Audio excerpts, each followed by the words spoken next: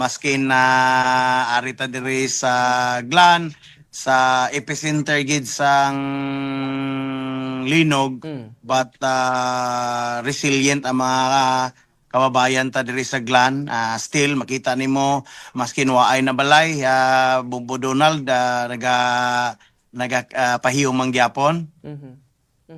Grabe no, since nga uli ka naman interview Sir King, perti ka positive aton siniya nga interview sa imo, pero karon sakit kaayo sa dughan, makita Tagaglan imong lugar, imong hometown sir, nga gibayo ka 7.8 Magdyon nga linog. Kumusta ka Sir King? Ikaw sir, personal, imo pamilya? Personal, okay lang man ako ang pamilya, ako ang mga anak and my siblings. That's why I am so thankful sa ato ang halang doon nga Ginoo no nga mao'y nagaprotektar, so at least okay akong pamilya, so ready ta to serve. Lisod man kaayo nga kung ang ato ang pamilya no lisod, na ay nahitabo nga di gid maayo, ang mga building nga nangabuak man okay lang na siya, basta importante nga waay man nakabsan sa kinabuhi o waay man na injured. So that's the good thing. And maskin nga naa sa palibot mga relatives ta, medyo apektado gid ang atong mga relatives kay normal sa kapito sa kinabuhi. Grabe ang ekonomiya karon subong. Ari na pud ang linog, and for my 7 days diri nagbuli sa Mindanao, nakita na ko Bumbo Donald nga katong linog karon a minute ago, isa to sa ikaduha nga kusog nga linog, Bumbo Donald.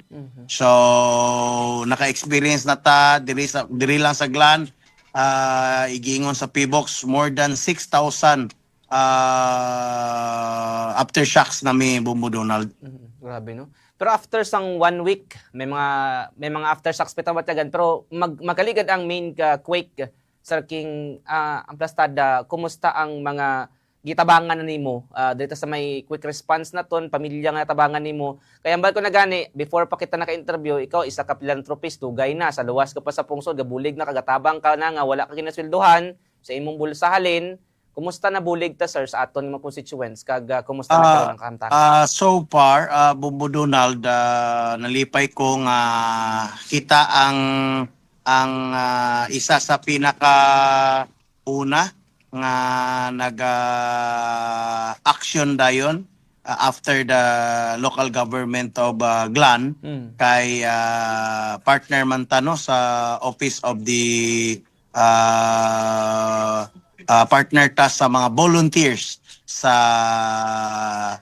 opisina ni BP Inday Sara Duterte. So ang atong grupo sa Tabang Mindanao as the chairman is recognized ta sa Office of the Vice President kay Inday Sara Duterte, and nagtipon-tipon man ang mga volunteer para sa kaning panghitabo. So gitawag ang grupo nga na BP Inday Sara Volunteers for Glan Lindol. Pero sa karon Sir King, budget nga gialokar ni Vice President Duterte nakadugang sa sir sa mga ginpanagtagta na bulig?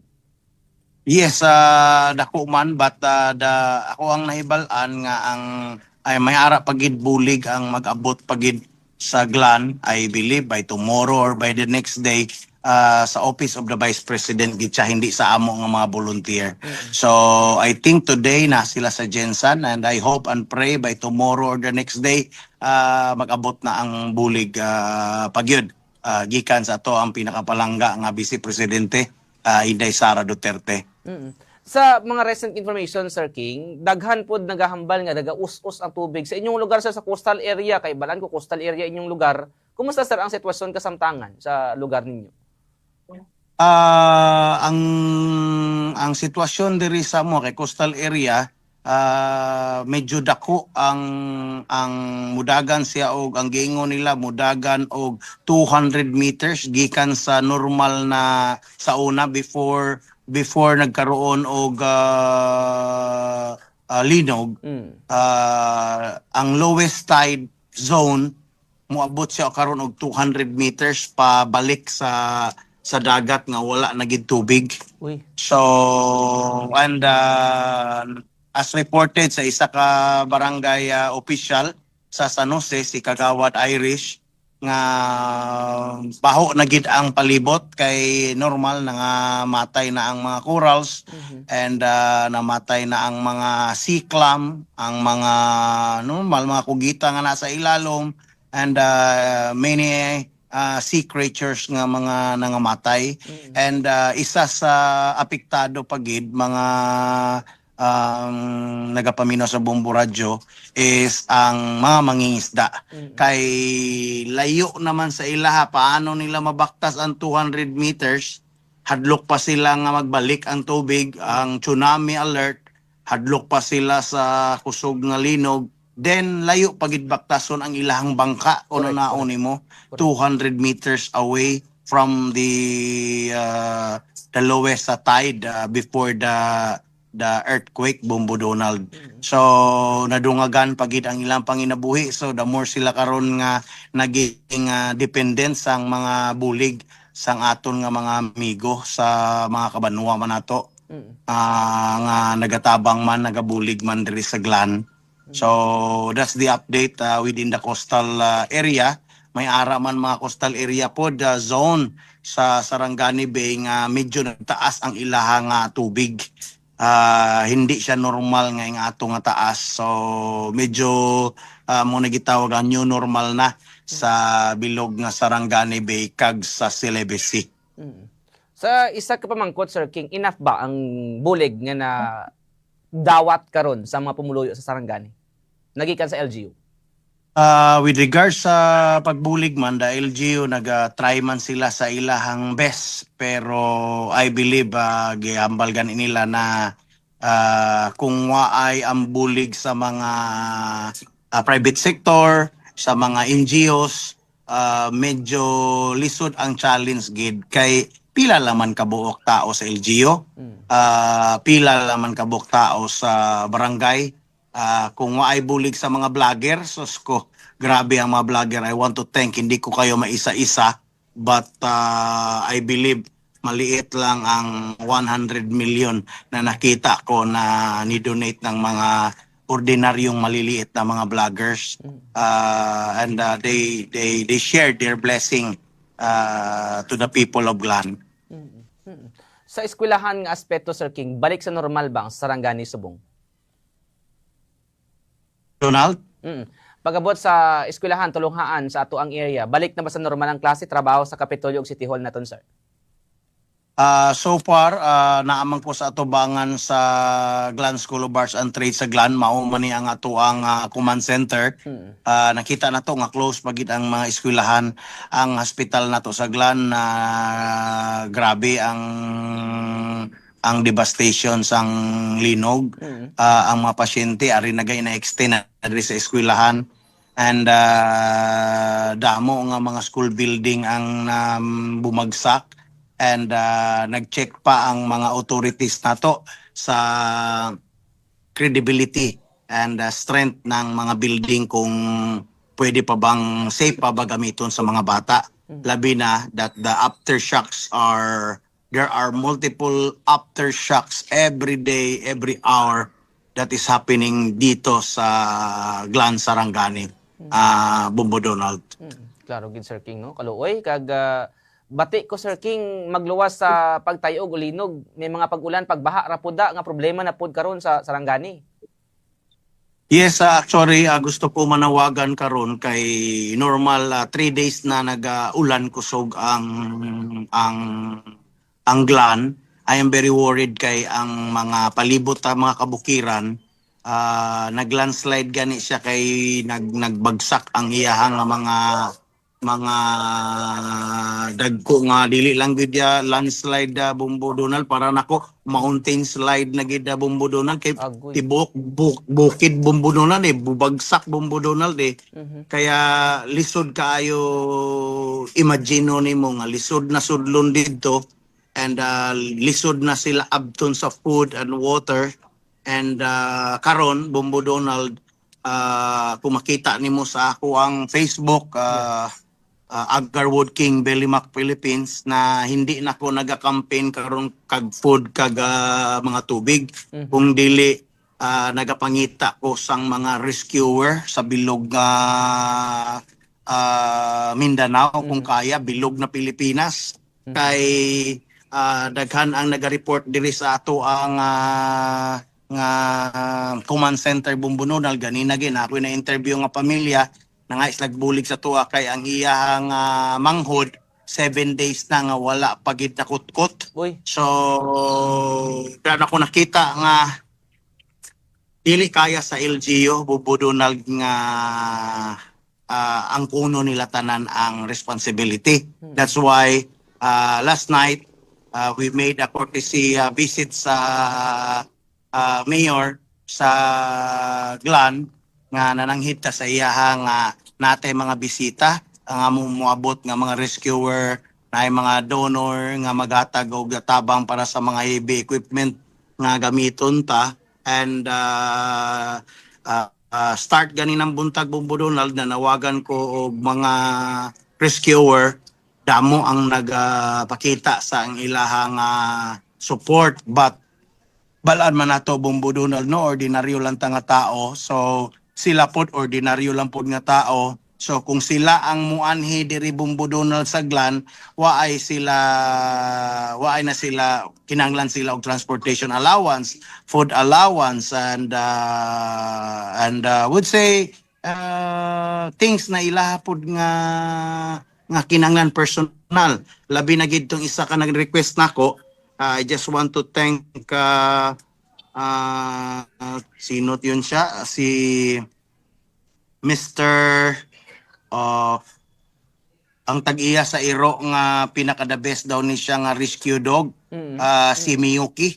Si Miyuki okay, is coming sa Glan to help us para mapapangita Bumbudonald sa isa ka dako kayo pila ka hektarya nga area. So si Miyuki ang magbulig sa mga rescuer kay iya simuton to kung adiin to ang patay. So at least dili magtuyok-tuyok ang mga tao kung asa sila recovery kung saan sila magkutkot. So mao na ang mga challenge karon Bumbudonald. Hindi na ako nag-focus sa food and water but medyo advanced ko karon. Dito na ko para na sa rescue operation and sa mga gamit para sa pagpatindog balik sa mga balay nga mga nangaguba. So mo na ang mga priority nga kinahanglan karon. Okay. Sir King, personal nakakadto ka sa lugar kung asa tong casualty. Kumusta sila karon sir? Kay doon na mga information nga may abot sa social media nga dako kayong tipak sa lupa nga nahulog sa ilaha didto og ang uban naga-consider nga di na lang kutkuton kay grabe kaayo kadako ang lupa nga nadahili sa bukid Sir King. Yes, tinuod na nga impormasyon Bumbudonald. Damo pagid ni mga bukid nga dagko ang mga tipak mao na nga I am really praying na hindi bubuhos yung malakas na ulan kay possible siya nga magkaroon ta og flash flood. Kaya ang katong tipak niya masudlan siya og tubig. Then pareha ganina naglinog pila ka minuto ang nagagi. So pag na-shake na siya, puno siya og tubig sa ilalom, landslide jud siya, birang jud siya padung sa ubos. And that is one of my concern as ordinary citizen sa lungsod sa Glan.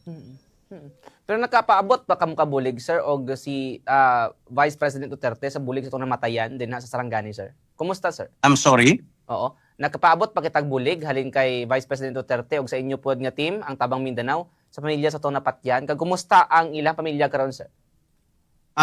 Nakapadala na ta mga bulig atong mga namatyan, especially nagpadala ta mga food packs, nagpadala ta og mga